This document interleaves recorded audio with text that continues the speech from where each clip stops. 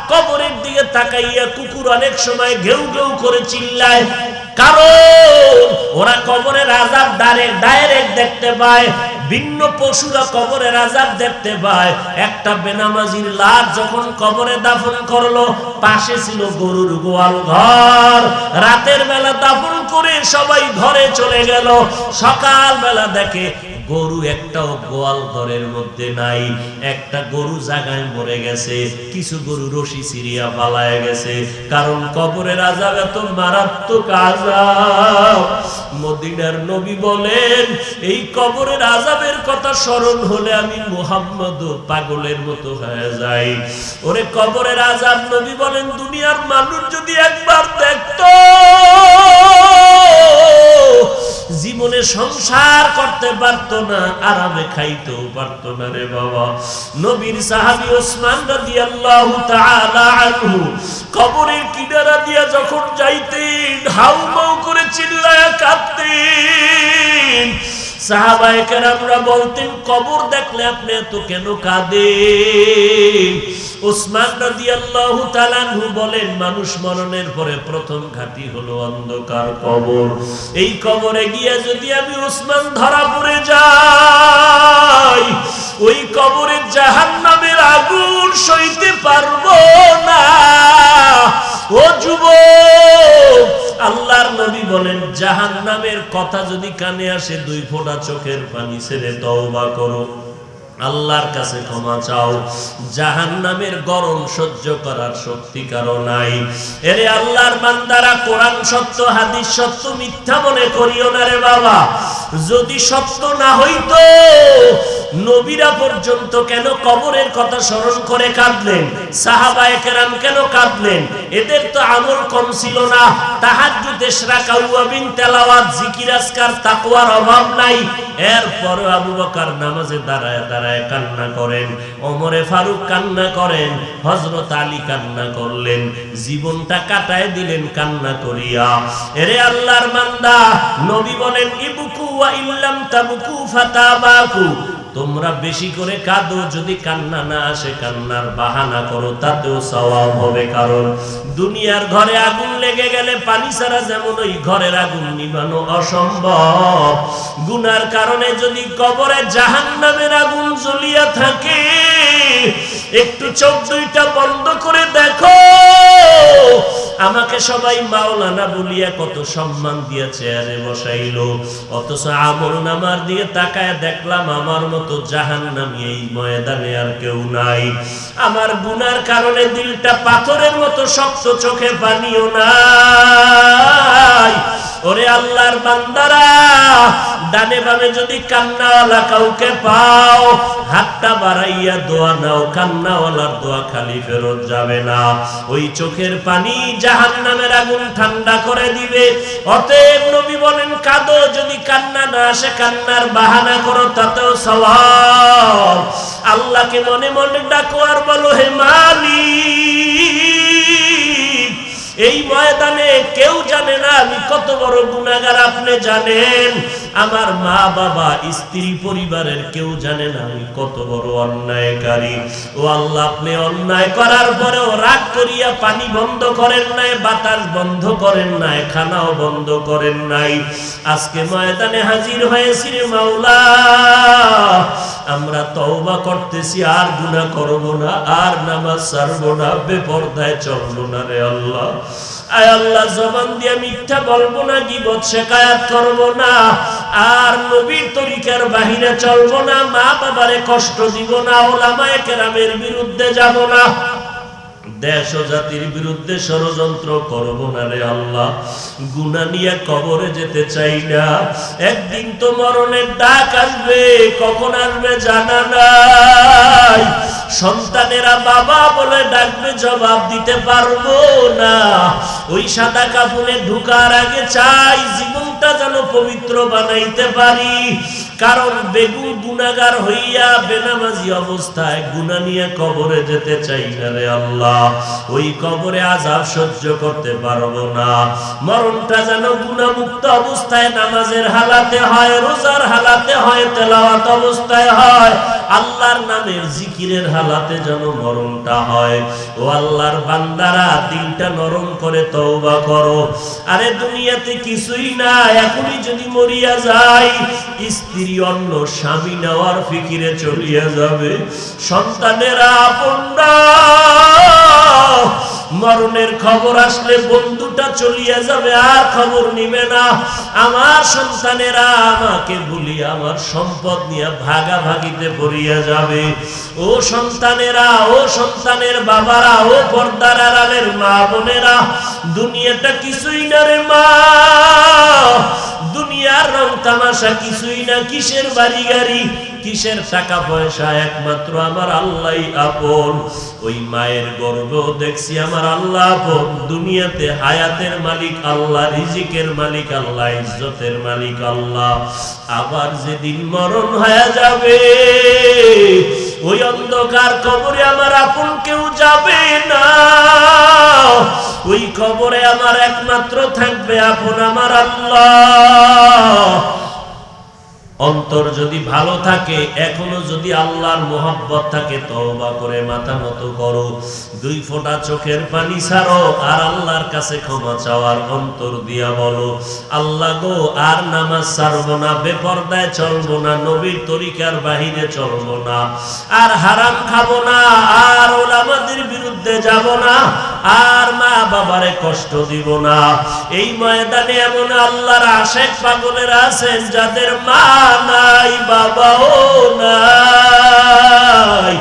এই মহামারী করোনায় অনেকে মা হারাইয়া অনেক অসহায়ের মতো কান্না করে, অনেকে বাবাকে হারাইয়া এতিমের মতো কান্না করে, অনেকে বাবা বাবা বলিয়া যখন ডাক দেয়, যার বাবা নাই তার কলিজাটা ভেঙে যায়। আরে আমার বাবা তো এমন কোন রাত নাই টেলিফোন করে খবর নেয় নাই, এমন একটা রাত নাই যে মা টেলিফোনে খবর নেয় নাই। রাতের বেলা অসুস্থ বিছানায় পড়িয়াছিলাম, আমার আত্মীয়, আমার সন্তান, আমার স্ত্রী পর্যন্ত ঘুমায়া যাইত, কিন্তু গভীর রাত্রে দেখতাম আমার মা ঘুমায় না। ওই অসুস্থ গভীর রাতে আমার মা সারা রাত বসে আমাকে পাহারা দিয়েছে। ও নিষ্ঠুর সন্তান, ওই বাবারে কেমন করে ভুলে গেছো, মাকে কেমন করে ভুলে গেছো। ওই মা বাবার চোখের পানির কারণে আজকে চেয়ারে বৈশা বয়ান করতেছি।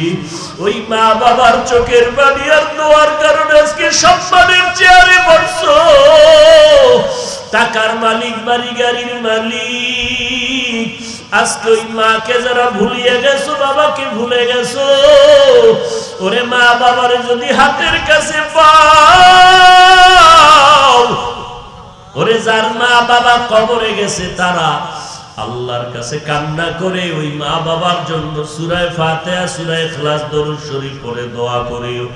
আর যার মা বাবা বেঁচে আছে, এখনই যদি পারো বাড়িতে গিয়া মাকে বলিও, মা এই জীবনে তোমারে কত কষ্ট দিয়েছি, আজকে তুমি আমার মাথায় হাত দিয়া দোয়া করে দাও। যত মাঠে কান্না দেখলাম মা, অনেকে আমার ডানে বামে মোনাজাত দিয়ে কাঁদছে, আমার চোখে পানি আসে না কেন? মনে হয় আমার গুনার কারণে আল্লাহ বেজার। মা তুমি একটু মাথায় হাত দিয়া দোয়া করে দাও। মা যদি মাথায় হাত দিয়া দোয়া করে দেয়, সাথে সাথে আরশে আজিমে দোয়া কবুল হয়ে যাবে। ও সন্তান, ওই মাকে আর কষ্ট দিও না। ওরে যার বাবা বেঁচে আছে, বাবার কাছে গিয়া ক্ষমা চাইও। এই ময়দানেও যদি বাবা থাকে, বাবার কাছে গিয়া মাপ চাও। বাবায় যদি মাথায় হাত দিয়া দোয়া করিয়া দেয়, সাথে সাথে ওই বাবার দোয়া আরশে আজিমে কবুল হয়ে যাবে। ওরে বাবারে যদি পাশে পাও, ওই বাবার কাছে বাবা বলিয়া ডাকো, আর বলো, বাবা তুমি আমাকে মাফ করে দাও। বাবায় যদি দোয়া করে দেয়, তোমাকে আল্লাহ পাক ওলি না বানাইয়া ফিরাইয়া দিবেন না। এরে আল্লাহর বান্দা, ওরে কপাল যদি খুলতে চাও, ডানে বামে দেখো বাবা কই। যদি যদি বাবারে না পাও, ওরে চাচাও যদি থাকে, চাচার গায়ের থেকে বাবার ঘেরান পাওয়া যায়। ওই চাচার কাছে গিয়া দোয়া চাও, ওই চাচায় যদি দোয়া করে দেয় আল্লাহ পাক বৃথা ফিরাইয়া দিবেন না। যদি আপন কেউ না থাকে, সাদা দাড়িওয়ালা মুরব্বীরাও যদি থাকে, পারলে হাতটা বাড়াইয়া দোয়া নিও, কারণ দাড়িওয়ালাদের দোয়া খালি ফেরত যাবে না। আর নিজেকে আল্লাহর কাছে বিলীন করে বলো, মোহাব্বতে বিনয়ী হইয়া বলো, আল্লাহ কান্নাওয়ালা চক্ষু দাও, তওবা করলাম, আর গুনার কাছেও যাব না, আর নামাজ ছাড়ব না। আয় আল্লাহ কুদরতের নজর দিয়ে দেখেন এই ময়দানে আপনার গোলামেরা কি চায়। আমরা তওবার নিয়ত করেছি, আর গুনার কাছেও যাব না। মেহেরবানি করে আমাদের তওবা কবুল করে নেন। আয় আল্লাহ যারা তওবা করতে পারে না নসিব করে দেন। আপনার খাস বান্দার বরকতে আমাদের সবাইকে মাফ করে দেন আল্লাহ। আমরা আল্লাহর কাছে বিনয়ের সাথে দোয়া করি, আল্লাহ আপনার গোলাম হওয়ার, নবীর আশিক হওয়ার তৌফিক দান করেন। বান্দা সব দুনিয়ার মানুষের জন্য মোহব্বতের ভালোবাসার টানে উজাড় করে দাও, কিন্তু কলবের মধ্যে আসল মোহব্বত থাকবে একমাত্র আল্লাহর। আসল মোহব্বত কার? আল্লাহর। এই আসল মোহব্বতের মাঝখানে কাউকে জায়গা দেওয়া যাবে না। আমি আমার মাকে ভালোবাসি, বাবাকে ভালোবাসি, ওস্তাদকে ভালোবাসি, পীরকে ভালোবাসি, আলেমকে ভালোবাসি, মানুষকে ভালোবাসি, বিড়ালকে ভালোবাসি, কুকুরকে ভালোবাসি, সব জীব জন্তুকে আমি ভালোবাসি একমাত্র আল্লাহর জন্য। কার জন্য? আল্লাহর জন্য ভালোবাসি, মোহব্বত করি। কিন্তু যত ভালোবাসাই থাক, আমার আল্লাহর সমান আমি কাউকে ভালোবাসি না। আমার মদিনাওয়ালা নবীর মতো আমি কাউকে ভালোবাসি না। বলে কেমন? আমার মা বাবাকে আমি ভালোবাসি, আল্লাহর ভালোবাসা ঠিক রাখার পর যদি দেখি আমার মা বাবারে ভালোবাসতে গেলে আল্লাহর ভালোবাসায় ঝামেলা হবে, এই সময় আমার আল্লাহটা ঠিক থাকবে, মা বাবার ভালোবাসা বন্ধ হয়ে যাবে। কথা বুঝেন নাই? যেমন মা বাবায় কয় যৌতুক নিয়ে বিয়া কর, নবী কয় হারাম, আল্লাহ বলে হারাম। এখন আমি মা বাবার কথা মানবো নাকি আল্লাহর কথা মানবো? বলেন। মা বাবায় বলে সুদের টাকায় চাকরি কর, আল্লাহ বলেন খবরদার সুদখোর, সুদ খাবি না, হারাম। আহাল্লাল্লাহুল বাইআ ওয়া হাররামার রিবা, আমি ব্যবসা হালাল করে দিলাম, সুদ আমি হারাম করে দিলাম। কারণ কি জানো বান্দা? সুদের কারণে ধনীরা আরো ধনী হয়, গরিব আরো গরিব হয়ে যায়। অতএব আমি আল্লাহর আইন, স্থায়ী আইন, ইয়া আইয়ুহাল্লাযীনা আমানুত্তাকুল্লাহ ওয়া যারু মা বাকিয়া মিনার রিবা ইন কুনতুম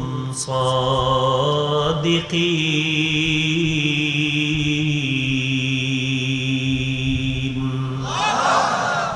মুমিন আল্লাহকে ভয় করো, সুদের থেকে নিজেকে বাঁচাও। যদি তুমি ছাচ্ছা একজন মুমিন দাবি করো, মরিয়া যাব না খাইয়া থাকবো, তারপরও সুদে টাকা লাগাবো না, সুদ খাবো না। কারণ সুদের মধ্যে যত অপরাধ আছে এর মধ্যে একটা অপরাধ হলো সন্তান তার গর্ভধারিণী মায়ের সাথে 24 ঘন্টা জিনার গুনাহ লেখা হবে। কোন মহিলা যদি সুদের সাথে জড়িত হয়, জন্মদাতা বাবার সাথে জিনার গুনাহ হবে। আল্লাহ তাআলা বলেন, ও নবী এদের ফিরতে বলেন, ফা ইনলাম তাফআলু, এরা যদি ফিরতে না চায় তাহলে তাদেরকে অপেক্ষা করতে বলেন, ফাযানু বিহারবিন মিনাল্লাহি ওয়া রাসূলি, এদেরকে রেডি থাকতে বলেন। এ সমস্ত হারামখোরের সাথে আমি আল্লাহ যুদ্ধ করার জন্য রেডি। মা বাপ কয় সুদ খা, আল্লাহ কয় খাবি না। এখন মোহাব্বত কোন দিকে যাবে বলেন?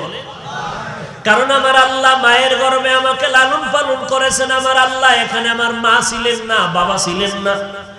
হ্যাঁ, আমার মা আমাকে গর্ভে নিয়ে কষ্ট করেছেন, যেই কষ্ট আমার বাবায় করে নাই। এই জন্য আমি ভালোবাসার মাত্রা পার্সেন্ট বাড়ায় দিব। বাবারে যা দিব তুলনামূলক মায়ের একটু বাড়ায় দিব। কয় বাড়ানোটার সীমা কত দূর? বলে মুহাম্মদের নিচ পর্যন্ত, মুহাম্মদের উপরে কাউকে ভালোবাসা যাবে না। ক্বালান নবিয়্যু সাল্লাল্লাহু আলাইহি ওয়া আলিহি ওয়া সাল্লাম লা ইউমিনু আহাদুকুম হাত্তা আকুনা আহাব্বা ইলাইহি মিন ওয়ালিদিহি ওয়া ওয়ালাদিহি ওয়ান নাসি আজমাইন। আল্লাহর নবী বলেন, পরিপূর্ণ মুসলমান ওই ব্যক্তি হতে পারবে না যতক্ষণ পর্যন্ত নবীকে অন্যদের তুলনায় বেশি মহব্বত না করবে। নবী একদিন ওমরে ফারুকরে বলতেছেন, ও খলিফাতুল মুসলিমিন ওমরে ফারুক, তুমি আমাকে কি পরিমাণ মহব্বত করো? অনেক অনেক অনেক। বলে কেমন? জীবনের থেকে? না তো, জীবন থেকে তো বেশি মহব্বত করি না। নবী বলেন, ওমর আপনি কামেল মুমিন হতে পারেন নাই। বলে কেমনে হবে কামেল মুমিন? বলে জীবন থেকেও আমাকে মহব্বত করা লাগবে। আর আমি মুহাম্মদকে মহব্বত করার অর্থই হলো আল্লাহকে মহব্বত করা। আর আল্লাহকে মহব্বত করার ফলাফল বিনা হিসাবে জান্নাতি। ওমর মাত্র কয়েক সেকেন্ডের মাথায় বলে, আল্লাহর জাতের শপথ করে বলছি পয়গম্বর, আমি ওমর আপনার কল্লা কাটতে আসিয়া মুসলমান হয়ে গিয়েছিলাম। নবী ও 40তম মুসলমান আমি হয়েছিলাম যেই সময় আপনি মক্কার একটা অন্ধকার জায়গায় বাহিরে বের হন না, বেঈমানের ভয়। আপনি 39 জন মুসলমান নিয়া গোপনে গোপনে ইসলামের কাজ করতেছিলেন। 11 জন নারী ছিল তখন মুসলমানের সংখ্যা। আমি ওমর চিল্লা পূরণ করে দিলাম, 40-এর কোঠায় মুসলমান হইলাম। আমি ওমরের দ্বারা আপনি রাস্তা খোলা পেয়ে গেলেন। নবী আপনার কারণে আজ আমি ওমর বড় দামি হয়ে গেলাম। যেই নবীর কারণে আজ আমি ওমরের আল্লাহ এত সম্মান দান করেছেন, ওই ওমর নবীকে ভালোবাসতে গিয়ে দুর্বলতা থাকতে পারে না। আমি আল্লাহর কসম করে বললাম, আমার জীবন থেকেও আমি মুহাম্মদের বেশি ভালোবাসি। ইমামুল আউয়ালিন আল আখিরিন বহরে সাদকা রাহমাতাল লিল আলামিন সৈয়দুল কাউনাইন খাতমুল মুরসালিন আখিরামদ বুদে ফখরুল আউয়ালিন। নবী বলেন, ওমর তুমি এবার কামেল মুমিন হয়ে গেছো। তাহলে আমরা মাকেও ভালোবাসবো নাকি নিষেধ আছে? ভালোবাসো, তো ভালোবাসার সীমাবদ্ধতা আছে না নাই? ভালোবাসার একটা স্কেল আছে। মা বাবারে যে স্কেল দিয়ে ভালোবাসবা, ওই স্কেলটা বউয়ের ব্যাপারে ব্যবহার হবে নাকি? হবে না। ওই স্কেলটা সন্তানের বেলায় আলাদা, মা বাবার বেলায় আলাদা। আবার ভালোবাসার পর্দা থাকবে ঠিক, তবে স্কেল আলাদা হবে। ওস্তাদের ভালোবাসার স্কেল হবে আলাদা। আর যত স্কেল রাখবা সব হবে মদিনাওয়ালার নিচে। মদিনাওয়ালা হবে আমার কলিজার আপন, আর আমার আল্লাহ হবে আপন। আমার আল্লাহকে আমি মা বাবাকে ভালোবাসি, ভাই বোনকে ভালোবাসি, দুনিয়ার সবাইকে ভালোবাসবো, কিন্তু আমার আল্লাহ এবং নবীর ভালোবাসার তুলনা হবে না। যত ভালোবাসা থাকবে আমার আল্লাহ এবং নবীরটা ঠিক রাখার পর, যদি দেখি আমার অমুকের ভালোবাসতে গিয়ে আল্লাহ এবং নবীর ভালোবাসা ঠিক থাকে না, তখন সব বন্ধ হয়ে যাবে। আল্লাহ এবং রসুল আমার আপন হয়ে থাকবে। আল্লাহ কত ভালোবাসেন আমাদেরকে। আল্লাহ বলেন, আমি সব মাখলুকাত আমি বানাইলাম, তোমরা আমার বান্দা, তোমরা আমার বান্দা, তোমরা আর কারো বান্দা না। যারা দাবি করছো আমরা খ্রিস্টানের বান্দা, ঈসা নবী আমাদের খোদা, ওজায়ের আমগো খোদা, ফেরেশতারা আমাদের আল্লাহর কন্যার মতো, এইরকম যারা উল্টা পাল্টা করতেছো, তোমাদের খ্রিস্টান বানায় নাই, ইহুদি বানায় নাই, ওজায়ের বানায় নাই, অবৌদ্ধ ধর্মের লোকেরা তোমাদের গৌতম বুদ্ধ বানায় নাই। তোমাদের আমি আল্লাহ নাপাক পানির থেকে মায়ের গর্ভে বানাইছি। হ্যাঁ, মায়ের গর্ভে ছাড়া একজনের বানাইছি, আমি আদমরে বানাইলাম। নিজের কুদরতের ডাইরেক্ট হাত দিয়ে আদমরে বানাইলাম। আর আদমের পাজরের হাত থেকে আমি হাওয়া আলাইহিস সালামের বানাইলাম। এরপরে কোন মানুষ আমি আল্লাহ মায়ের গর্ভ ছাড়া দান করি নাই। ও দুনিয়ার মানুষ, আমি আল্লাহ তাআলা মায়ের গর্ভ থেকে তোমাদের বানাইলাম। এক ফোঁটা নাপাক পানি মায়ের বাচ্চা দানির মধ্যে নিয়া 40 দিনের মেহনত করাইয়া ফেরেশতার দ্বারা রক্ত বানাইলাম, গোশত বানাইলাম। ওয়ালাকাদ খালাকনাল ইনসানা মিন সুলালাতিন মিন তিন সুম্মা জাআলনাহু নুতফাতান ফি قرارٍ مكين ثم خلقنا النطفة علقة فخلقنا العلقة مضغة فخلقنا المضغة عظاما فكسونا العظام لحما ثم أنشأناه خلقا آخر فتبارك الله أحسن الخالقين।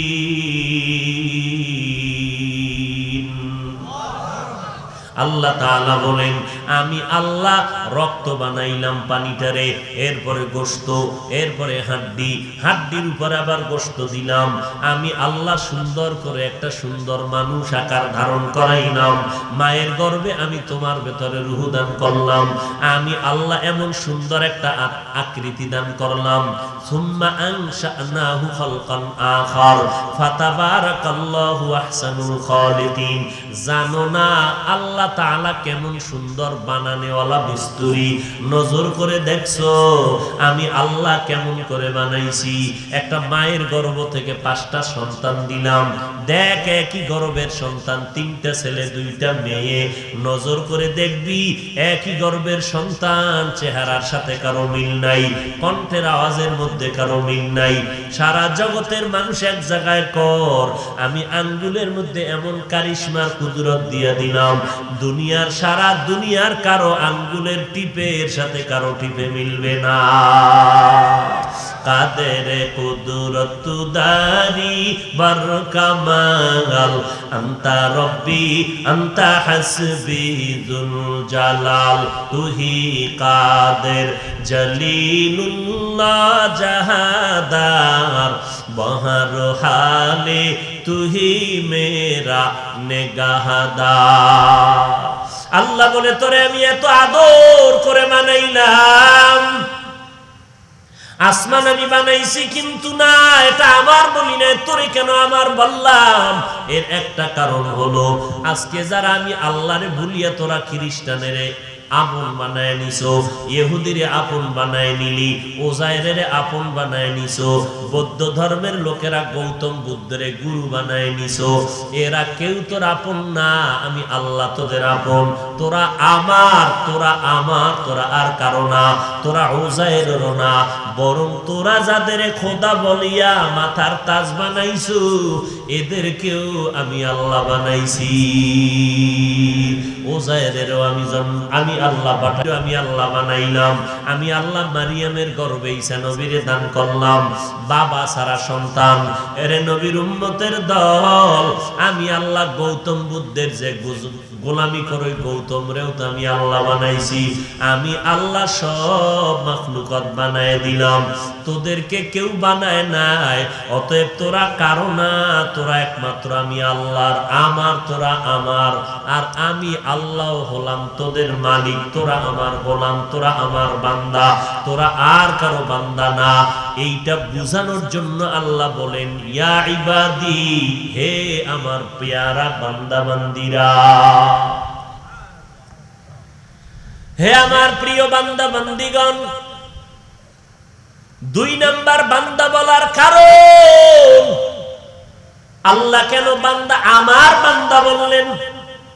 বান্দা বললেই তো বুঝা আমার আল্লাহর বান্দা, এরপরও কেন আল্লাহ বান্দা বললেন? কারণ হইল, বান্দা বলার একটা কারণ হলো, আরে প্রত্যেকটা জিনিসের সাথে আর একটা জিনিসের মিলানোর জন্য সূত্র লাগে, আর সূত্র গুনতে গেলে দেখতে গেলে আসল একটা সূত্র থাকে, পরিচয়ের একটা সূত্র থাকে।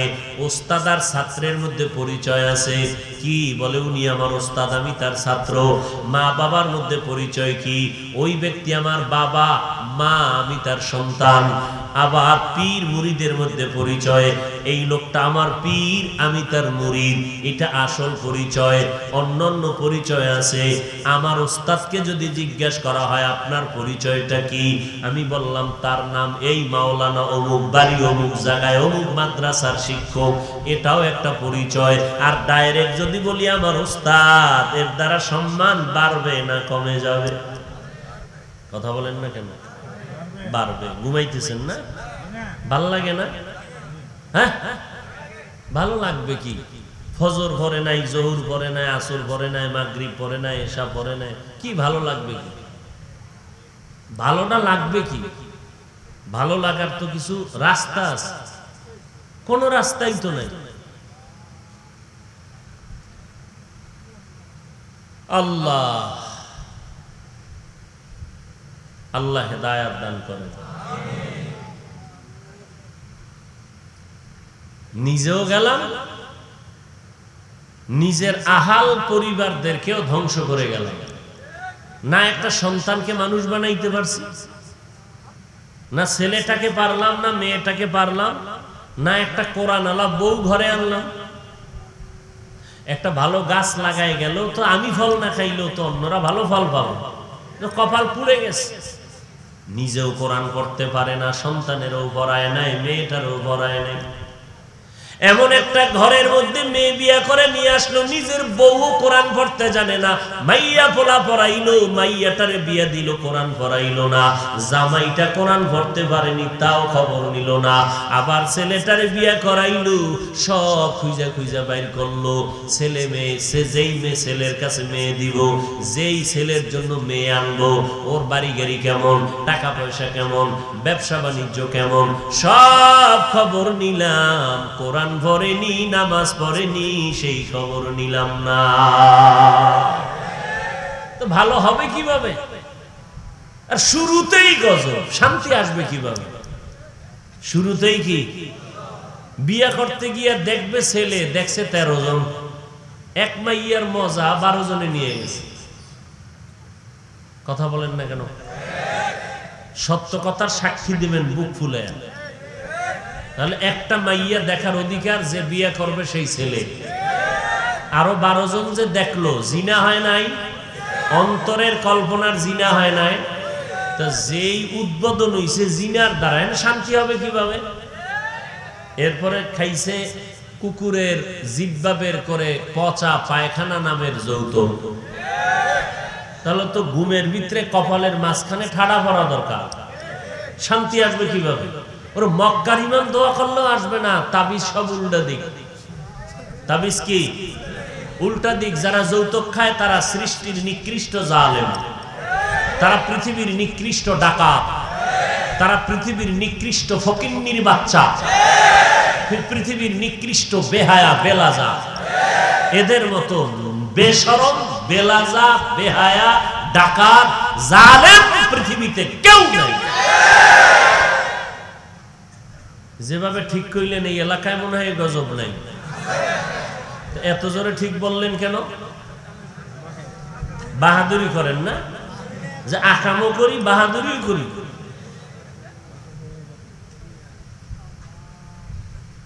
হাজী সাহেব, আপনার হজের অ্যাকশন কি? কয় বিয়ার রাত্রে টের পাইবেন আমার মাইয়ার বিয়া অমুক দিন। ঠিকই 13টার সময় 5 তলা বিল্ডিং কাঁপে। কি ব্যাপার, ভূমিকম্প? কয় না, আমার মাইয়ার বিয়ার গায়ে হলুদের উদ্বোধন চলতেছে। হাসেন আপনারা। আল্লাহ হেদায়াত দান করুন। তাহলে যৌতুক হালাল না হারাম? কেমন হারাম? পায়খানা খাওয়ার মতো না আরো খারাপ? আরো খারাপ। আল্লাহ হেদায়াত দান করুন। যারা যৌতুকের এই লাইনে আছে, যারা যৌতুক নেয়, দেয়, সাক্ষী থাকে, উভয়ের বেবিচারীর গুনাহ হবে আমলনামায়। বেবিচার করলে যেই গুনাহ, ওই গুনাহ হবে। আল্লাহ মাফ করেন। এরপরে দেখেন স্টেপ বাই স্টেপ আকাম কারে কারে। এরপরে বিয়ার তারিখ হয়নি, বিয়ার পরে তারিখ পরে একবার কয় অনুষ্ঠান হবে মাইয়ার বাড়ি। ইসলাম কয় খবরদার মাইয়ার উপরে জুলুম করবি না। 16 বছর বাপ মায়ে খাওয়াইছে, কত কষ্ট করেছে। এই ছেলে মাইয়াডারে বিয়া কইরা স্বাধীনভাবে নিজের বাড়ি নিয়ে আসবি। শ্বশুরের গোষ্ঠী শুদ্ধ সবাইরে পেট করে খাওয়াবি ছেলের বাড়ি। মাইয়ার বাড়ি কোনো অনুষ্ঠান চলবে না। হ্যাঁ, মাইয়ার বাবাই যদি কয় আমি কিছু খাওয়াতে চাই, তাহলে ছেলেরা কয়েকজন গিয়া চুপে চাপে খাও। গোষ্ঠী শুদ্ধ গিয়া বাড়ির দরজা খালি বানাইও না। খানা খাইয়া পাতিলেরে খালি করবা না। খবরদার, মেয়ের উপরে অধিকার দিয়েছেন আমার আল্লাহ, মর্যাদা দিয়েছেন আমার আল্লাহ, ইসলাম দিয়েছেন মর্যাদা। জমিনের মধ্যে আর কেউ নারীর মর্যাদা দিতে পারে নাই। নারীর উপরে জুলুম করা যাবে না। যৌতুক করিয়া নারীর উপরে জুলুম করা হবে না। নারীর বাড়ি অনুষ্ঠান করে জুলুম করা যাবে না। এরপরে মহারানা ধার্য করতে গিয়া চালাকি করিস না। মোহরে ফাতিমি করো, এর থেকে অতিরঞ্জিত করবা না। হ্যাঁ, যদি করো মুহরটা উসল করে দেওয়ার মতো তৌফিক আসেনি। মোহরের টাকা আগে দিয়া দাও। আম্মাজান আদম যখন ঘুমাইয়া গেলেন জান্নাতে, হাওয়ারে আল্লাহ বানায় ফেললেন। আদমের ঘুমের মধ্যে পাজরের হাড় নিয়া আম্মাজান হাওয়াকে বানায় ফেললেন। সুন্দর সাজে সজ্জিত করে বসায় রাখলেন দূরে। আদম ঘুম থেকে উঠে কয়, নতুন ফরিকেরে। তাকাইয়া হতভম্ব হয়ে গেলেন। এবার দিল টানে দৌড় মারবে। আল্লাহ তো জানতেছেন, আদম দৌড় দিস না। এরে দৌড় দিতে মন চায়নি বলে চায়। আমি আল্লাহ তোদের শান্তির জন্য, তোর কলিজা ঠান্ডা করার জন্য এই মহিলারে বানাইছি। তবে এই মহিলার সাথে যদি কথা বলতে চাও, আগে মহার দাবি মহার আদায় কর। কেমনে মহার আদায় করব? আল্লাহ কয় 3 বার অথবা 20 বার আমার মুহাম্মদের উপর দরুদ শরীফ পড়ো। हर के बाशो हर के खाहत आमिले सल्लु मुदगम आतिशे दोजख शावद बरवाए हाराम। দরুদ পড়লে লাভ না ক্ষতি? পড়েননি দরুদ? বলেন কি রবিউল আউয়াল ভরি সবে বরাতে এটি ভুল নাই। যেখানে জেলাফি হেনে দরুদ কি এমন একটা জেলাফির প্যান্ডেল যায় না যেখানে দরুদ পড়ছি জেলাফি খাই নেই, এটা হয় না। জেলাফি যত টাটকা দরুদ তত টাটকা। আর দরুদের গোষ্ঠীও নাই। অথচ মসজিদে বান্দা ঢুকবা সেখানেও দরুদ, বের হইবা দরুদ। যারা নবীর আশিক এরা দরুদ এইভাবে পড়তে হবে, বেশি বেশি দরুদ পড়ো। কারণ দরুদ শরীফ পড়নেওয়ালার উপরে জাহান্নামের আগুন হারাম। জাহান্নামের আগুন হারাম। কই শুধু অনুষ্ঠানে দরুদ পড়ে, অথচ মসজিদে ঢুকতেও দরুদ শরীফ, বের হইতো দরুদ ও সালাম। বিসমিল্লাহি ওয়াসসালাতু ওয়াসসালামু আলা রাসূলিল্লাহ আল্লাহুম্মা ইফতাহ লি আবওয়াব রাহমাতিক। আছে না দরুদ সালাম? আবার যখন বের হবেন বিসমিল্লাহি ওয়াসসালাতু ওয়াসসালামু আলা রাসূলিল্লাহ আল্লাহুম্মা ইন্নী আসআলুকা মিন ফাদলিক। সব সময় দরুদ শরীফ পড়ো। হাঁটতেছো দরুদ পড়ো। সাল্লাল্লাহু আলাইহি ওয়া আলিহি ওয়া সাল্লাম, সাল্লাল্লাহু আলাইহি ওয়া আলিহি ওয়া সাল্লাম, সাল্লাল্লাহু আলাইহি ওয়া আলিহি ওয়া সাল্লাম। নবী জানায় দেয় উম্মতেরা, একবার দরুদ পড়বা 10টা গুনাহ মাফ হবে, 10টা নেক আমলনামায় যোগ হবে। আল্লাহর দরবারে তোমার মর্যাদা 10 গুণ বেড়ে যাবে। हर के बाशर आमेले सल्लु मुदगम आतिशे दोजख शावद बरवाए हाराम। কমপক্ষে দৈনিক 100 বার। ওলামায়ে কেরাম কয় না, কমপক্ষে 300 বার দরুদ শরীফ পড়বা সাল্লাল্লাহু আলাইহি ওয়া আলিহি ওয়া সাল্লাম। 300 বার দরুদ পড়বা। নবীর উপরে যত বেশি পড়ো দরুদ পড়ো। বসে আছো, হাত কাজ করে, পা কাজ করে, জিহ্বার তো কোনো কাজ নাই। জিহ্বার একটা কাজ হয়তো মাওলার জিকির করো, নবীর উপরে দরুদ পড়ো। যত পড়বা মদিনা ওয়ালার রুহানি ফায়জ ও বারাকাত তত পেয়ে যাইবা। আছে দরুদ? অনুষ্ঠান ছাড়া দরুদ নাই। এই যারা নবীর জন্য এত পাগল, জিজ্ঞেন তো মসজিদে ঢুকতে দরুদ কেমনে পড়ে, বের হইতে রসুলের উপরে দরুদ সালাম কেমনে পড়ে। আল্লাহ বুঝার আমল করার তৌফিক দান করেন। ভাইরা আমার,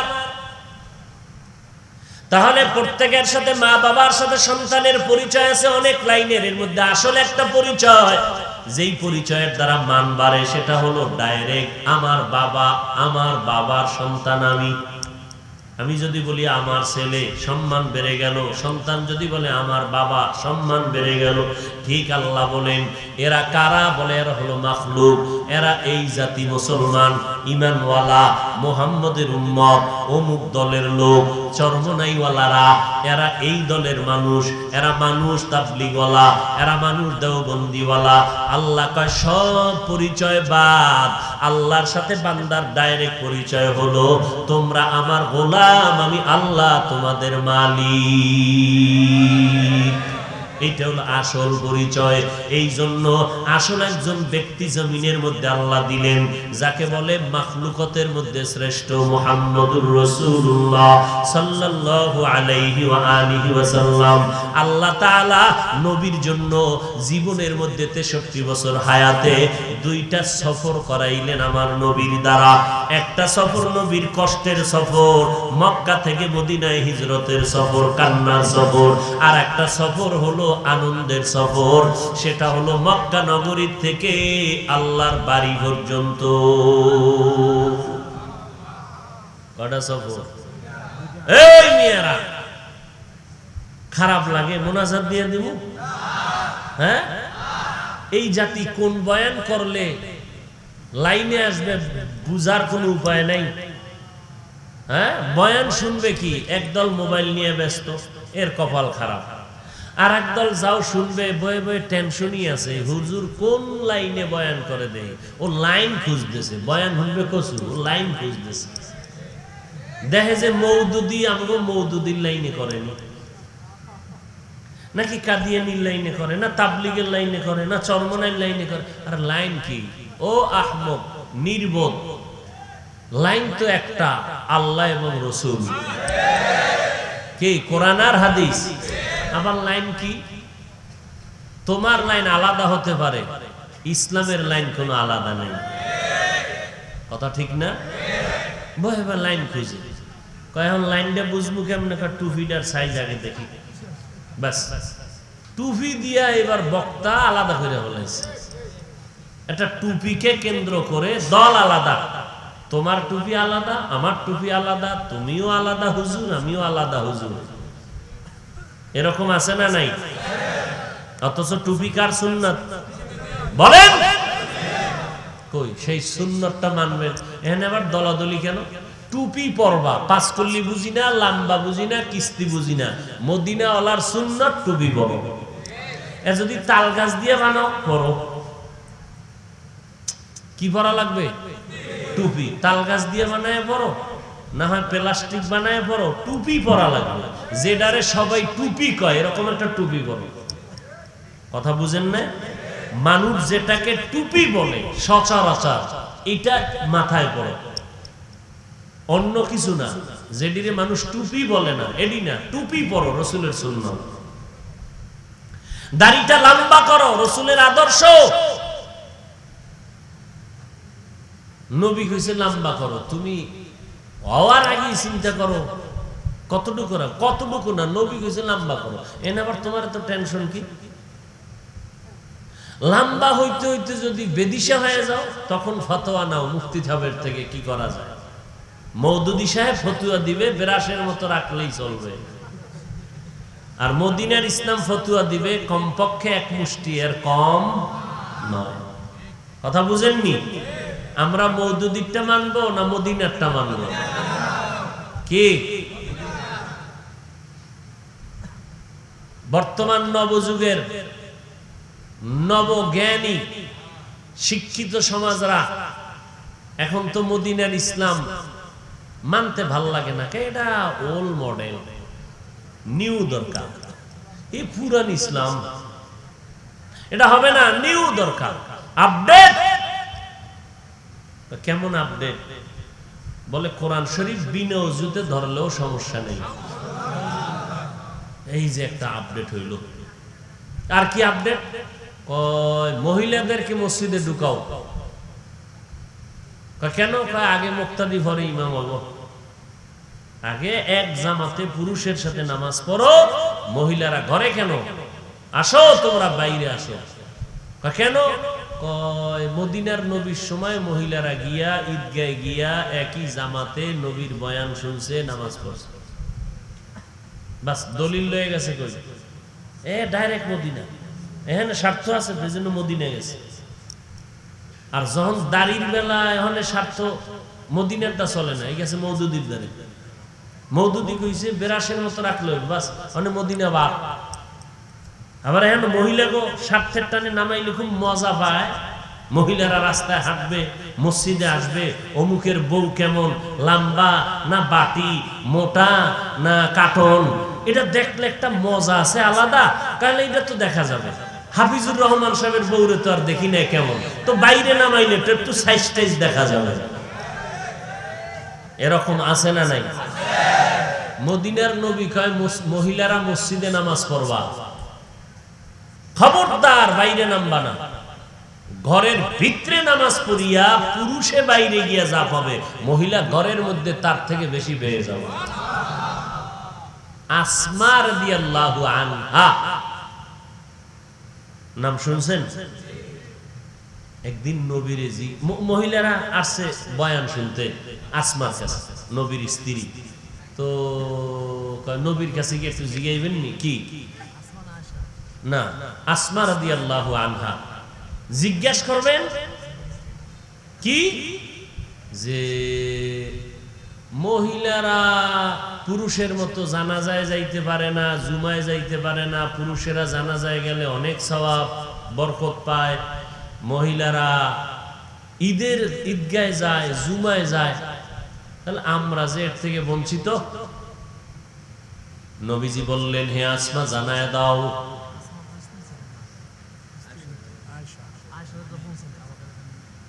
ও নাম আসমা, রসুলের আবু বকর রাদিয়াল্লাহু আনহুর মেয়ে, আয়েশা রাদিয়াল্লাহু আনহার বোন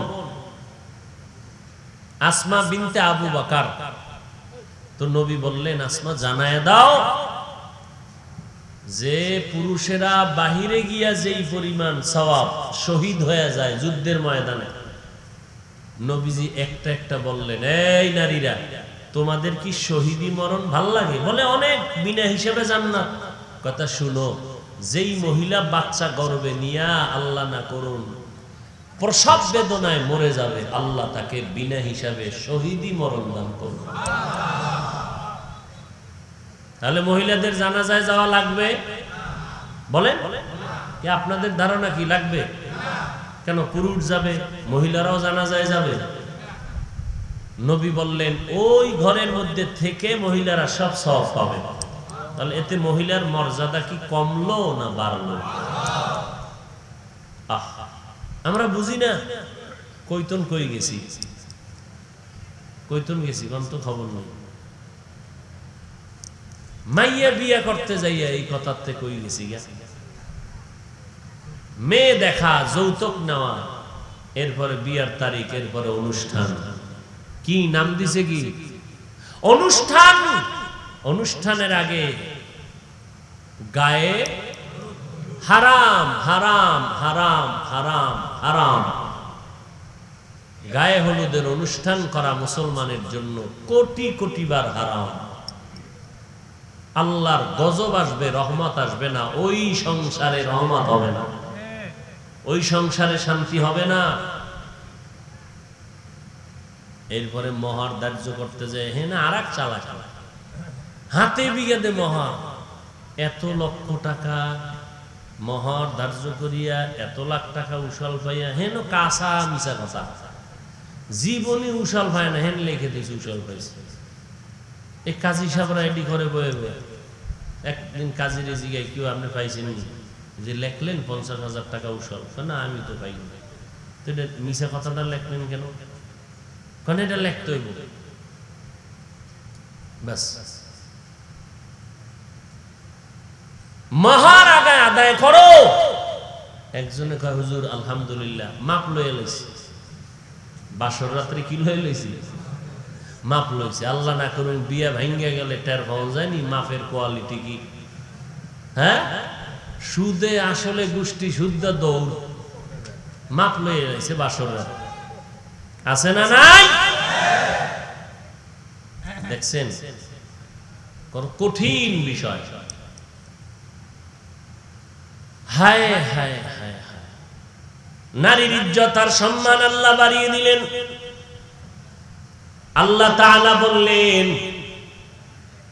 তোমরা আমার বান্দা, আমি তোমাদের আল্লাহ, তোমরা আমার গোলাম।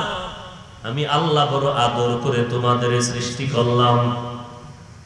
আমি আমার বন্ধু মুহাম্মদকে বান্দা বলেছি আসমানের সফর ক্ষেত্রে।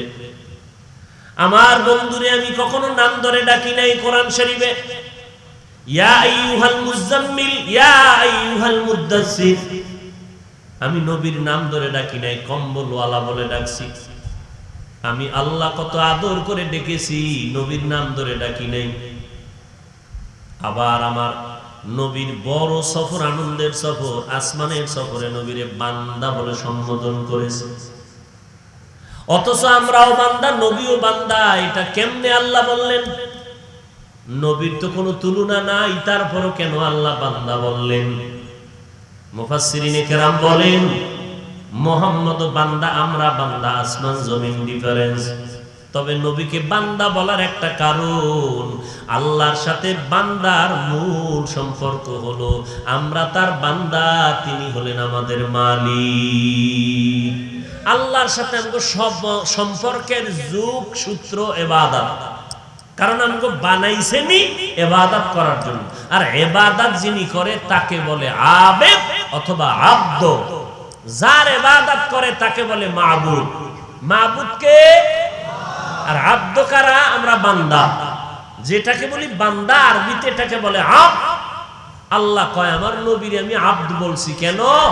আমার নবী সৃষ্টির শ্রেষ্ঠ ইবাদত করনেওয়ালা। আমার নবীর থেকে বেশি ইবাদত করনেওয়ালা কেউ আছে? আমার নবী সারা রাত নামাজ পড়ে পড়ে পা মোবারক ফুলায় ফেলতেন। নবী যুদ্ধের ময়দানে কষ্ট করে না খাইয়া পেটে পাথর বেঁধে কাজ করেছেন আমার নবী। আল্লাহ তাআলা বলেন আমি বান্দা বলার এক কারণ, দুই কারণ, 3 নাম্বার কারণ, আসমান আমার বলি নাই, তোমাদের কেন বললাম আমার? কারণ আমি আল্লাহ আসমান বানাইছি ঠিকই, তবে আমার জন্য বানাই নাই। জমিন আমি বানাইছি, আমার জন্য বানাই নাই। সূর্য আমি সৃষ্টি করেছি, তবে আমার জন্য করি নাই। আমি মানুষ বানাইছি আমি আল্লাহর ইবাদতের জন্য। এই জন্য আসমানের বলি না আমার, জমিনের বলি না আমার জমিন। বান্দাগুলোকে কেন বললাম আমার বান্দা? কারণ সব মাখলুকাত বানাইলাম বান্দা তোর গোলামির জন্য, আর তোমাদের বানাইলাম আমি আল্লাহর গোলামির জন্য। খাকো বাদো আবো আতিশ বন্দান, বামানে তু মুর্দা বাহাক জিন্দা। আল্লাহ তাআলা আমাদের বান্দা বলে ডাকলেন, তোমরা আমার, তোমাদের আমি বড় আদর করে বানাইছি। আসমান তোমার জন্য বানাইছি, জমিনটা তোমার জন্য সৃষ্টি করলাম, বাতাস তোমার জন্য বানায় দিলাম। দেখছো নিরে বান্দা, এই জন্য নজর করে দেখো বান্দা তোমার বাতাস গোলামি করে তোমাদের, সমুদ্রের মাছ তোমাদের গোলামি করে, আসমান তোমাদের গোলাম, জমিন তোমাদের গোলাম, সূর্য তোমাদের গোলাম, চন্দ্র তোমাদের গোলাম, মাটি তোমাদের গোলাম। আল্লাহ পাক রব্বুল আলামিন বলেন তোমরাই শুধু আমি আল্লাহ পাকের গোলাম, তোমরা আমার গোলামি করবা।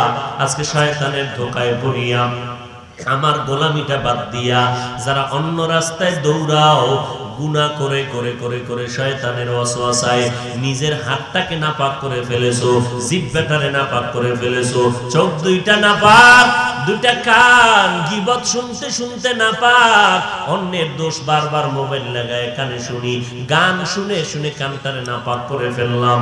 এরে বান্দা, নাপাক বন্ধু নিয়ে নাকটাকে নাপাক করে ফেললাম, মিথ্যা কথা বলে বলে জিহ্বাটারে নাপাক করে ফেললাম, অন্যের দোষ চর্চা করে নিজের জীবনটাকে নষ্ট করে ফেললাম। আল্লাহ বলেন, এত পরিমাণ গুনাহ যারা করছো, আমি আল্লাহ বড় আদর করে তোরে বানাইছি। আসমানটা তোর জন্য বানাইছি, জমিনটা তোমার জন্য বানাইছি, এমনিই না, তোমারে আমি ইবাদত করার জন্য বানাইলাম।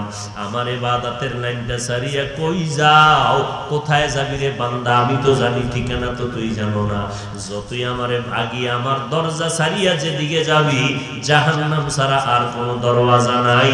ওই জাহান্নামের দিকে আগাইস না, কারণ একটা সেকেন্ডের জন্য জাহান্নামের আযাব সহ্য করতে পারবি না। আমি আল্লাহ জানি, কারণ আমি তোরে বানাইছি, তুই কি পরিমাণ তাপমাত্রা সহ্য করতে পারবি আমি আল্লাহ জানি। জমিনের মধ্যে 9,30,00,000 মাইল উপরে সূর্য, দিনের বেলা ছিল, রাতের বেলা নাই, এরপরও সূর্যের গরম রাতের বেলা লাগতেছে, সহ্য করতে পারি না। ফ্যানের বাতাসেও শরীর ঠান্ডা বানায় না। আল্লাহ কয়, সূর্যটা মাথার উপরে যেদিন নেমে আসবে, সূর্যের গরমে জমিনটা পুড়ে হবে তামা। সব নাফরমান গুনাহগার গুলোর মাথার মগজগুলো ভাতের মারের মতো ঘুরতে থাকবে, চামড়াগুলো খসে খসে পড়ে যাবে, পায়খানার রাস্তা দিয়ে পেটের নাড়ি বুড়িগুলো পড়ে যাবে। এরে বান্দা, একটা সেকেন্ডের গরম সহ্য করার শক্তি তোমার নাই। এই জন্য আমি বড় আদর করে বানাইয়া বারবার ডাকি, বারবার অন্যায় করো, বারবার ডাকি। ফজরের সময় ডাকলাম, আসসালাতু খায়রুম মিনান নাওম, নামাজ ঘুমের চেয়ে ভালো আসলি না। আমি আল্লাহ রাগ করিয়া তোর খানা বন্ধ করি নাই, তুই ঘুম থেকে উঠছো, আমি আল্লাহ তোর উপরে রাগ করি নাই। আবার জোহরের সময় ডাকলাম, আয়, জোহরের সময় তুই হাজিরা দিলি না। আবার মাগরিব আসরে ডাকলাম, আসলি না। আমি আল্লাহ পাক বারবার ডাকতে থাকি, ভোর রাত্রে ডাকতে থাকি, ও বান্দা গুনাহ করছো, আমি আল্লাহর রহমতের দরজা খুলে ডাকলাম, তওবা করে নাও। তওবার মতো যদি তওবা করতে পারো, আমি আল্লাহ তোমার জিন্দেগীর সব গুনাহগুলো মাফ করে দিব। কত বড় বড় বড় বড় বেঈমানেরা পাপের পাহাড় তৈরি করার পর আমি আল্লাহর কাছে তওবা করছি, আমি আল্লাহ ক্ষমা করে দিয়েছি। এক আল্লাহর বান্দা 100 ব্যক্তিকে জবাই করছে ডাইরেক্ট, আমি আল্লাহর দরবারে তওবার দরজায় ফিরে আসছে, আমি আল্লাহ তার জীবনের সব গুনাহগুলো মাফ করে দিয়েছি।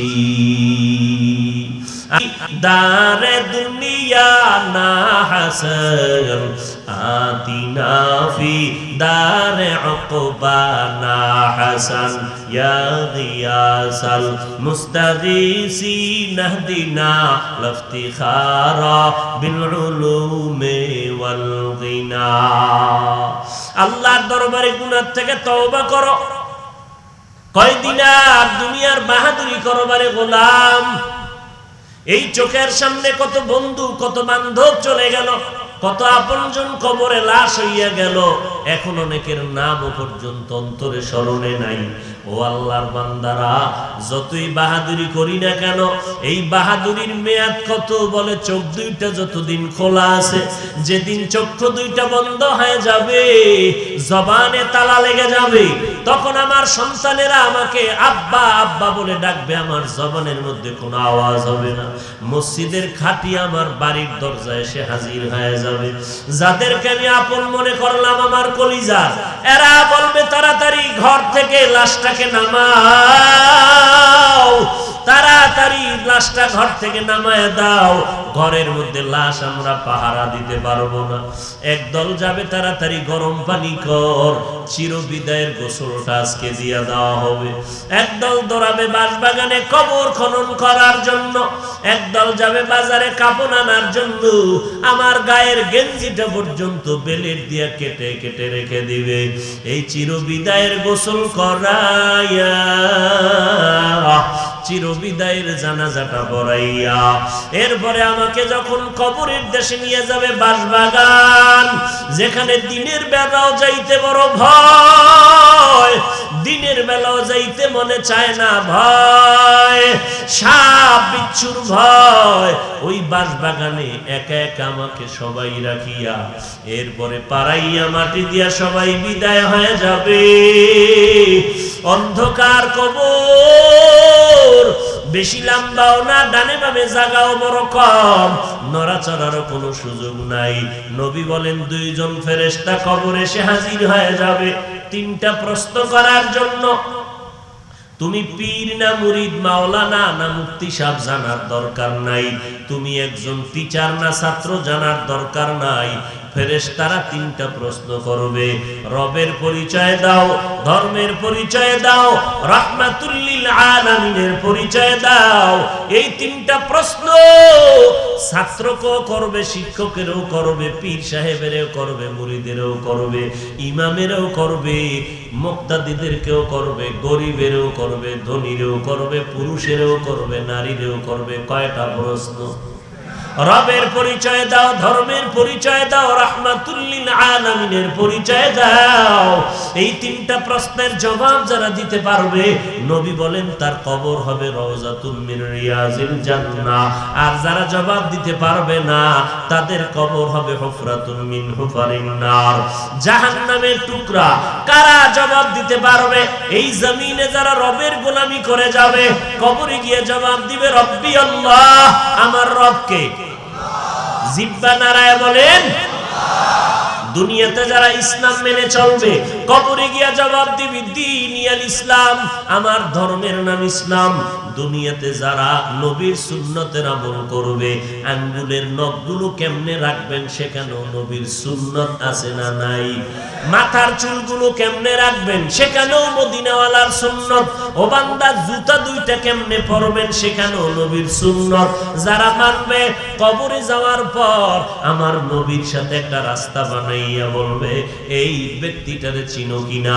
নবীর সুন্নতের যারা আমলওয়ালা আশিক হয়ে কবরে যাবে, আমার নবীরে দেখা মাত্র চিনে ফেলবে আর বলবে, ইনি তো আমার মায়ার নবী। দুনিয়াতে যেই নবীর বয়ান ওলামাদের জবানে শুনিয়া টুপি পরেছিলাম, দাড়িটা লম্বা করেছিলাম, কত মানুষ টুপিওয়ালা বলে গালি দিত, কত মানুষ দাড়িওয়ালা বলে তিরস্কার করত। নবীর মোহাব্বতে পাগড়ি পরতাম, কত মানুষ পাগড়িওয়ালা বলে তিরস্কার করত। নবীর মোহাব্বতে জামা পরছি, কত মানুষ জামাওয়ালা বলে তিরস্কার করে, কত মানুষ বুজুর্গ বুজুর্গ বলে তিরস্কার করে। নবীর সুন্নতের আমল করলেই মানুষ তিরস্কার করত। এত গালির পরেও টুপি ছাড়ি নাই, দাড়ি ছাড়ি নাই, নবীর পোশাক ছাড়ি নাই। আল্লাহর নবীকে দেখা মাত্র চিনবে আমার আল্লাহ, গাইবে আওয়াজ দিয়ে বলবেন, ফেরেশতা আমার বান্দাটারে আর জিজ্ঞাসাবাদ করিও না। আমার বান্দা দুনিয়াতে কম কষ্ট করে নাই, আমার বান্দা এত কষ্ট করেছে আমি আল্লাহ সব জানি। সবাই যখন ঘুমাইতো, আমার এই আশিক পাগলটা ঘুমায় না, এই বান্দাটা ভোর রাত্রে উযু বানাইয়া যায় নামাজে সিজদায় গিয়া কাঁদতো, আর আমি আল্লাহকে ডাকতো, ইয়া রাব্বি গফিরলি, ইয়া রাব্বি গফিরলি, ইয়া রাব্বি গফিরলি। ও রব, তুমি আমাকে মাফ করে দাও, ও আল্লাহ তুমি আমাকে মাফ করে দাও। নামাজ পড়ি, রোজা রাখি, জিকির করি, তেলাওয়াত করি, এরপরও বুঝি তোমাকে রাজি করতে পারলাম না। ও আল্লাহ, দুনিয়ায় চোখের পানি ফেলে কাঁদতেছি রে আল্লাহ, মাফ করে দাও। দুনিয়ার কান্না কিছুই না, কবরে গিয়ে আযাব সইতে পারবো না। এই বান্দাটা খানার প্লেট নিয়া, এই বান্দা ঠিক মতো খেতে পারে নাই, আজান হয়ে গেছে, দৌড়াইয়া মসজিদে হাজির, সামনের কাতারে গিয়া নামাজে দাঁড়ায় গেল। ও ফেরেশতা, এই বান্দাটা আমার এত আদরের, এত মোহাব্বতের বান্দা, আজান শোনা মাত্র বান্দা পাগল, কখন গিয়া মালিকের কদমে সিজদা লাগায় দিবে। মদিনার নবী বলে, ওরে যারা আল্লাহর কদমে সিজদা দেয়, যখন 3.5 হাত বডির মাথার কপালটা মাটিতে লাগায় দেয়, ওই বান্দা মাটিতে দেয় না, আল্লাহর কুদরতি কদমে সিজদা দেয়। আল্লাহ বলবেন, ফেরেশতা এখন আমার বান্দাটারে আর জিজ্ঞাসা করিও না, এখনই তাড়াতাড়ি কবরের মধ্যে বেহেশতের বিছানাটা দাও, 3.5 হাত কবরটাকে বড় একটা বালাখানা বানাও, জান্নাতের সাথে একটা রাস্তা বানাইয়া দাও। আমার বান্দা এখন জান্নাতের নেয়ামতের রং আর ভূ পাইয়া, ঘেরান পাইয়া আরামে ঘুমায় যাবে।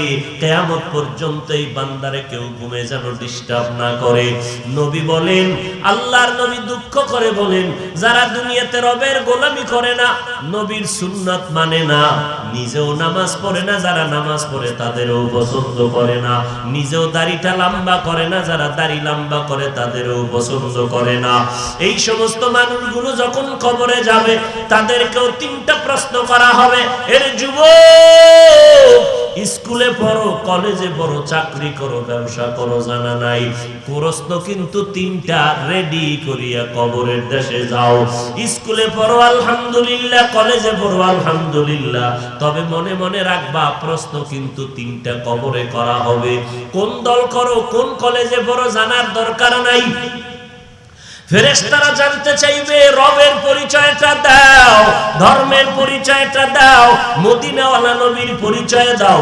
যারা দুনিয়াতে রবের গোলামি করবে না, এরা কবরে যাওয়ার পরে বলবে, হা হা লা আদরি, আফসোস আফসোস, আমি কিছুই জানি না, কিছুই জানি না, কিছুই জানি না। সাথে সাথে নবী বলেন, আল্লাহ গায়বী আওয়াজ দিয়া বলবেন, ও ফেরেশতা, এই বান্দাটারে আর সুযোগ দিও না, আমি আল্লাহ এই নাফরমানের দুনিয়াতে কম সুযোগ দেই নাই।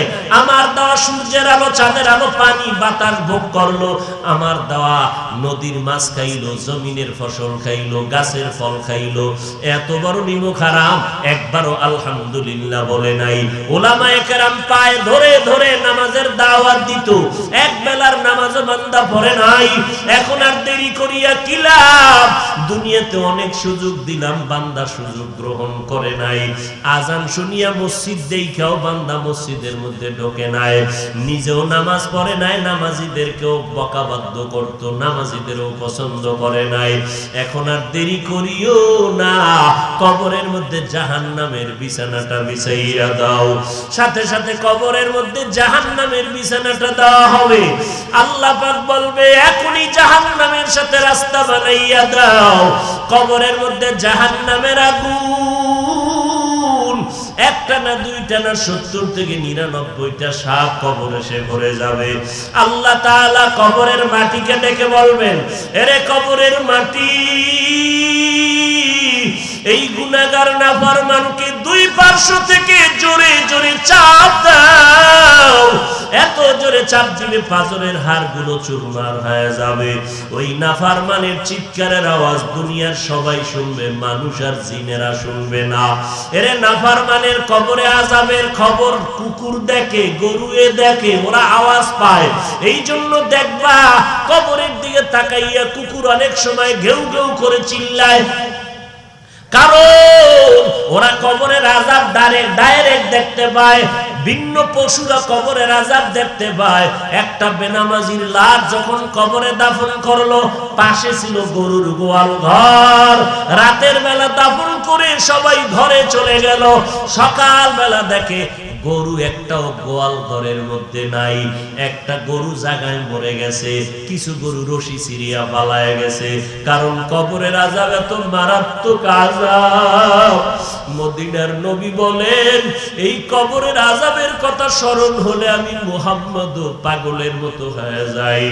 ওরে কবরের আযাব, নবী বলেন দুনিয়ার মানুষ যদি একবার দেখতো, জীবনে সংসার করতে পারতো না, আরামে খাইতেও পারতো না রে বাবা। নবীর সাহাবী ওসমান রাদিয়াল্লাহু তাআলা আনহু কবরের কিনারা দিয়া যখন যাইতেন, হাউমাউ করে চিল্লায়া কাঁদতেন। সাহাবায়ে কেরামরা বলতেন, কবর দেখলে আপনি এত কেন কাঁদেন? ওসমান রাদিয়াল্লাহু তাআলা আনহু বলেন, মানুষ মরণের পরে প্রথম ঘাঁটি হলো অন্ধকার কবর। এই কবরে গিয়া যদি আমি ওসমান ধরা পড়ে যাই, ওই কবরে জাহান্নামের আগুন সইতে পারবো না। ও যুবক, আল্লাহর নবী বলেন, জাহান্নামের কথা যদি কানে আসে, 2 ফোঁটা চোখের পানি ছেড়ে তওবা করো, আল্লাহর কাছে ক্ষমা চাও। জাহান্নামের গরম সহ্য করার শক্তি কারো নাই। এরে আল্লাহর বান্দারা, কোরআন সত্য, হাদিস সত্য, মিথ্যা মনে করিও না রে বাবা। যদি সত্য না হইতো, নবীরা পর্যন্ত কেন কবরের কথা স্মরণ করে কাঁদলেন? সাহাবায়ে কেরাম কেন কাঁদলেন? এদের তো আমল কম ছিল না। তাহাজ্জুদ, ইশরাক, আওয়াবিন, তেলাওয়াত, জিকির, আজকার, তাকওয়ার অভাব নাই। এরপর আবু বকর নামাজে দাঁড়ায় দাঁড়ায় কান্না করেন, ওমরে ফারুক কান্না করেন, হযরত আলী কান্না করলেন, জীবনটা কাটায় দিলেন কান্না করিয়া।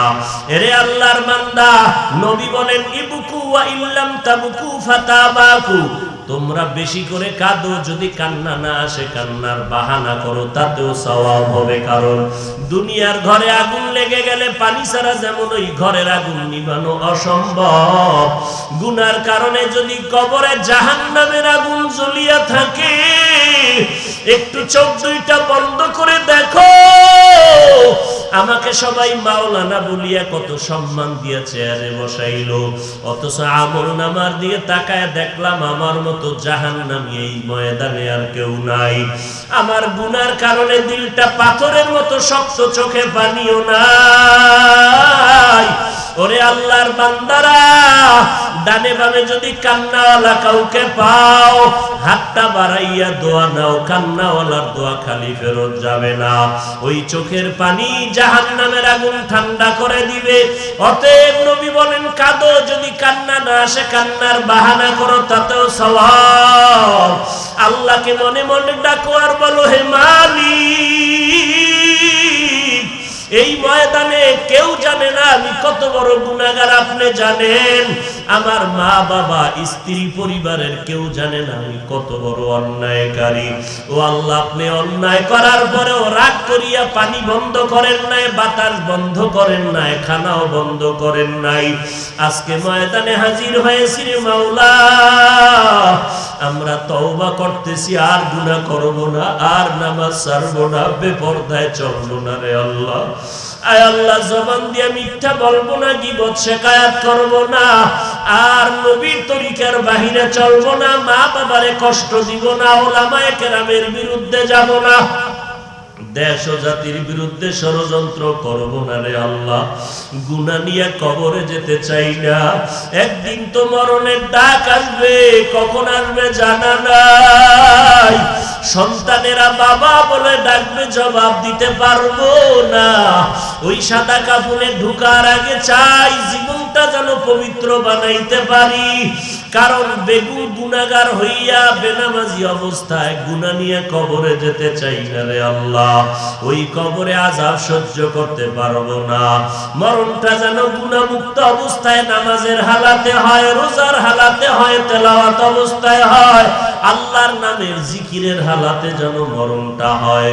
ও আল্লাহর বান্দারা, দিলটা নরম করে তওবা করো। আরে দুনিয়াতে কিছুই না, এখনই যদি মরিয়া যাই, স্ত্রী অন্য স্বামী নেওয়ার ফিকিরে চলিয়া যাবে, সন্তানেরা আপনরা মরণের খবর আসলে বন্ধুটা চলিয়া যাবে, আর খবর নিবে না। আমার সন্তানেরা আমাকে ভুলিয়া আমার সম্পদ নিয়ে ভাগাভাগিতে পড়িয়া যাবে। ও সন্তানেরা, ও সন্তানের বাবারা, ও পর্দার আড়ালের মা বোনেরা, দুনিয়াটা কিছুই না রে মা, দুনিয়ার রং তামাশা কিছুই না। কিসের বাড়ি গাড়ি, কিসের টাকা পয়সা, একমাত্র আমার আল্লাহই আপন। ওই মায়ের গর্ভেও দেখছি আমার আল্লাহ আপন। দুনিয়াতে হায়াতের মালিক আল্লাহ, রিজিকের মালিক আল্লাহ, ইজ্জতের মালিক আল্লাহ। আবার যেদিন মরণ হয়ে যাবে, ওই অন্ধকার কবরে আমার আপন কেউ যাবে না। ওই কবরে আমার একমাত্র থাকবে আপন আমার আল্লাহ। অন্তর যদি ভালো থাকে, এখনো যদি আল্লাহর মোহাব্বত থাকে, তওবা করে মাথা নত করো, 2 ফোঁটা চোখের পানি ছাড়ো, আর আল্লাহর কাছে ক্ষমা চাওয়ার অন্তর দিয়া বলো, আল্লাহ গো আর নামাজ ছাড়বো না, বেপরদায় চলবো না, নবীর তরিকার বাহিরে চলবো না, আর হারাম খাবো না, আর ওলামাদের বিরুদ্ধে যাব না, আর মা বাবারে কষ্ট দিব না। এই ময়দানে এমন আল্লাহর আশেক পাগলেরা আছেন যাদের মা নাই, বাবাও নাই। এই মহামারী করোনায় অনেকে মা হারাইয়া অনেক অসহায়ের মতো কান্না করে, অনেকে বাবাকে হারাইয়া এতিমের মতো কান্না করে, অনেকে বাবা বাবা বলিয়া যখন ডাক দেয়, যার বাবা নাই তার কলিজাটা ভেঙে যায়। আরে আমার বাবা তো এমন কোন রাত নাই টেলিফোন করে খবর নেয় নাই, এমন একটা রাত নাই যে মা টেলিফোনে খবর নেয় নাই। রাতের বেলা অসুস্থ বিছানায় পড়িয়াছিলাম, আমার আত্মীয়, আমার সন্তান, আমার স্ত্রী পর্যন্ত ঘুমায় যাইত, কিন্তু গভীর রাত্রে দেখতাম আমার মা ঘুমায় না। ওই অসুস্থ গভীর রাতে আমার মা সারা রাত বসে আমাকে পাহারা দিয়েছে।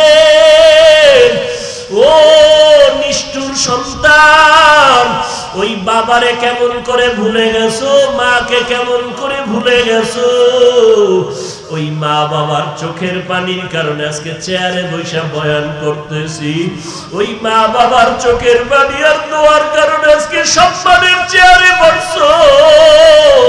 টাকার মালিক, বাড়ি গাড়ির মালিক, আজকে ওই মাকে যারা ভুলিয়ে গেছো, বাবাকে ভুলে গেছো। ওরে মা বাবারে যদি হাতের কাছে পাও, ওরে যার মা বাবা কবরে গেছে তারা আল্লাহর কাছে কান্না করে ওই মা বাবার জন্য সূরা ফাতিহা, সূরা ইখলাস, দরুদ শরীফ পড়ে দোয়া করিও। আর যার মা বাবা বেঁচে আছে, এখনই যদি পারো বাড়িতে গিয়া মাকে বলিও, মা এই জীবনে তোমারে কত কষ্ট দিয়েছি,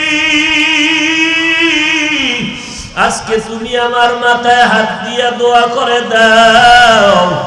যত মাঠে কান্না দেখলাম মা, অনেকে আমার ডানে বামে মোনাজাত দিয়ে কাঁদছে, আমার চোখে পানি আসে না কেন? মনে হয় আমার গুনার কারণে আল্লাহ বেজার। মা তুমি একটু মাথায় হাত দিয়া দোয়া করে দাও।